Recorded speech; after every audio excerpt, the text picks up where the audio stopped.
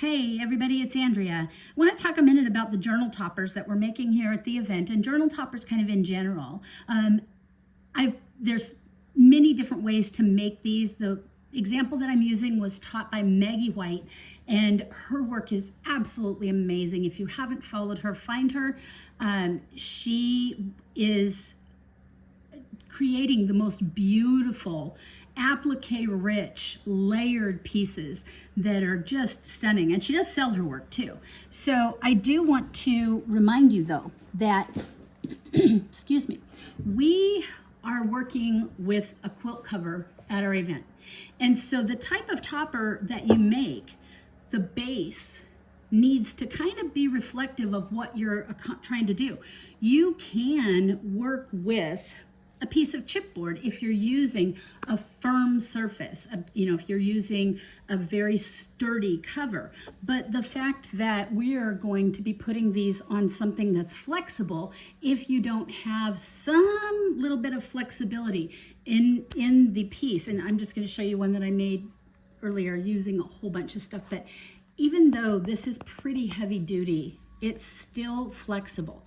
And so when it's placed on the quilt cover, it isn't going to cause the cover to, maybe droop in one spot or be really rigid and not be able to be managed well. So you want to start with just a foundation, and this is just muslin. I prefer that because of how thin it is, and I'm going to add to it. And Maggie's instructions are always start with a base of lace. So you can see, and when you're using glue on this, I prefer to use a spatula, but you'll see me using my fingers on fabric. Don't hesitate to be heavy. None of this is going to show. And so in the event that glue comes through, it's okay, but you're going to be layering stuff on top. So don't hesitate to make sure that you've got enough glue to manage your layers. So I was saying that Maggie talks about starting with pieces of lace, and this is just two. You can see it's two separate pieces, and I glued it to the muslin. Then I added some texture and depth. Now, all of you have these funny little packets that have these weird pieces in it, but that's the purpose of them, is they're supposed to give you some texture and some depth. And so I cut just some netting and put it on top of here. And now each of your journal covers packets has some seam binding in it. It also has some beautiful trim that I'm going to show you how to incorporate, and then lots of other little pieces. Creating a soft image with layers seems really simple, but you have to blend this hard piece into your soft layers. And so I do that one of two ways. And again, a lot of this is based on tutorials from others. This is a way that you can put depth and texture and merge your cardstock edge to your soft layers. I'm using for this, and that's what I did here. So you can see I started with that. And layer, lots of layers. This one I was playing with pieces, and I just was kind of having fun. But for this, I want to show you how to easily put your crinkle seam binding around the edge. And I will tell you, I fought with this. When somebody showed me how to do it, I was like, that's great, but mine always just, I couldn't get it to stick and all of that.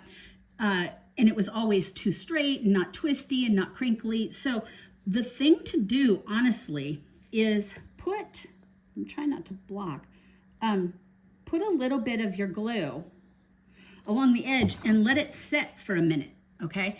Don't immediately go and try and adhere. So you want it to start to dry, and then don't take your crinkle out of your seam binding, just as it is. And in fact, if it's not crinkly enough for this, you can twist it and just lay it there. I'm not happy with how that's not crinkly.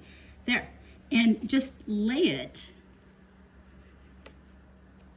And now that the fabric tack or the glue source that you're choosing has started to dry, it will grab hold of that exactly. this is not designed to be perfect, and it's not supposed to be uniform. You can go and add layers to this, but this is just something to do to put your cardstock onto your soft layers and give it some blend so that it's not just all by itself.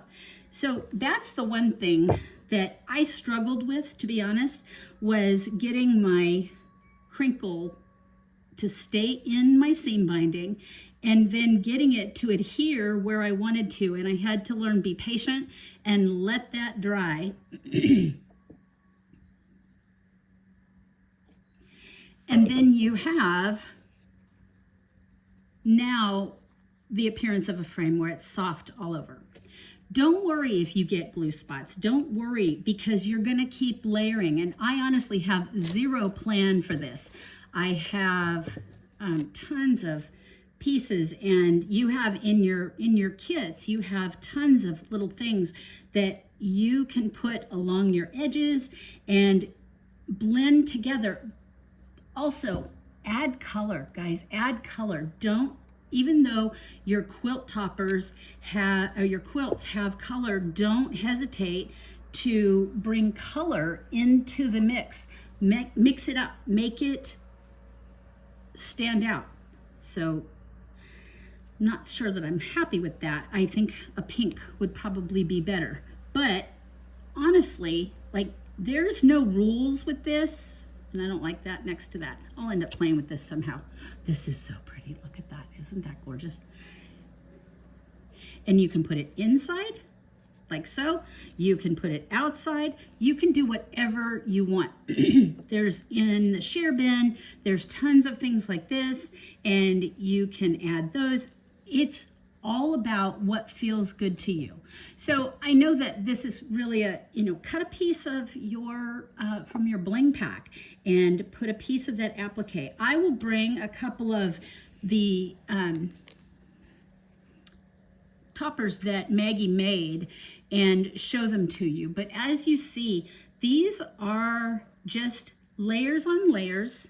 And I put some across the top because I wanted it there, but you don't need it. And when it's all said and done, it's pretty sturdy, but it's still flexible enough so that when you put it on your quilt, it's going to lay there, and you're going to adhere it in the middle, and it's going to lay there and not cause your quilt, when you go to turn it, to pucker and not cause it to feel so rigid that it doesn't turn. So that's just a little tidbit on how to make your journal toppers and to have fun with it and to get these things to lay down and adhere the way you like them. I hope you're having fun.